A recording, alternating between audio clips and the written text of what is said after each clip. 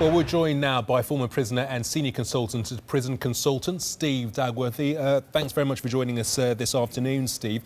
Firstly, how effective is the policy when it comes to tagging in terms of relieving the pressure on the prison system?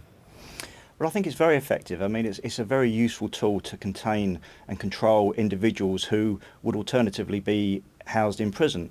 And it comes at a time when the prison service is in such crisis that we need to investigate more alternatives to prison, and perhaps the wider use of home detention curfew, or TAG as it's more commonly known. So the timing of this is quite shocking, and the fact that it can happen again. I mean, I have to agree with Jeremy Corbyn, and that doesn't happen very often. That he's quite right. I mean, the privatisation of these services is completely wrong, and when it's given to companies that are operating at a profit, these mistakes will inevitably happen, as the privatisation of the prison service has shown.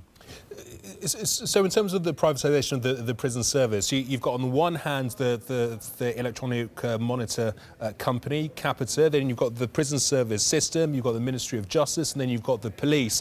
Are you now saying that we need to perhaps streamline the service so it's essentially one effective system? To be honest, I think the whole system needs a root and branch reform. Whether that's streamlining or what is not for me to say. But the fact is that the privatisation of prisons has caused a new benchmark, which has made the government-run prisons to have to measure themselves by, which has caused the staff cuts, which has caused the crucial cuts in funding to the prison service, which has brought about the crisis that we currently have, where we have, far too many prisoners being housed in prisons that can't cope with them, and few too staff to look after them. The fact that the scandal only really came to light because one of these convicts was arrested for attempted murder while he was supposed to be on this curfew, while he was supposed to be at home, that is an illustration.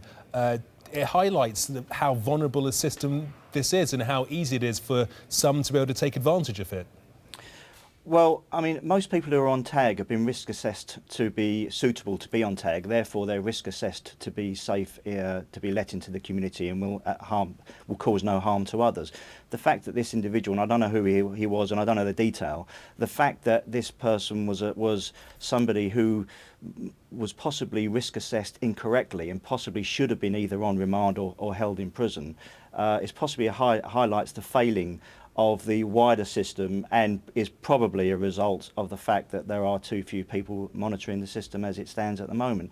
So yes, we need a more effective system, and unless we spend money or invest in the system, we're going to have a system which is going to increase reoffending, it's going to increase victims, and it's going to increase the recidivism bill, which at the minute stands at something like £15 billion a year, which is not good value for money. There have to be alternatives, and I think HDC is an alternative. Effective HDC is an alternative that must be examined. And Steve, presumably you're always going to have individuals, convicts, who will attempt to flout the system, who will attempt to push the boundaries to see how far they will go, to see whether they can get away with something like this.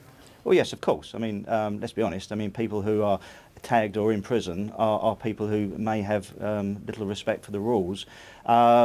But there are bad apples in every barrel. The fact that tagging in general is probably very, very effective. I don't know what percentage of tags fail, but I'm guessing it's quite a minimal amount. And we can't really judge the whole system by one or two or three events. However, what this does is identify the fact that the system has the ability to fail.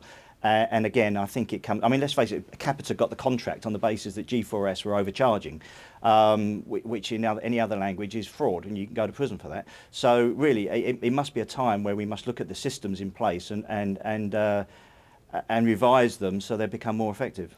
Steve Dagworthy, many thanks indeed for sharing your thoughts with us. Pleasure. Thank you.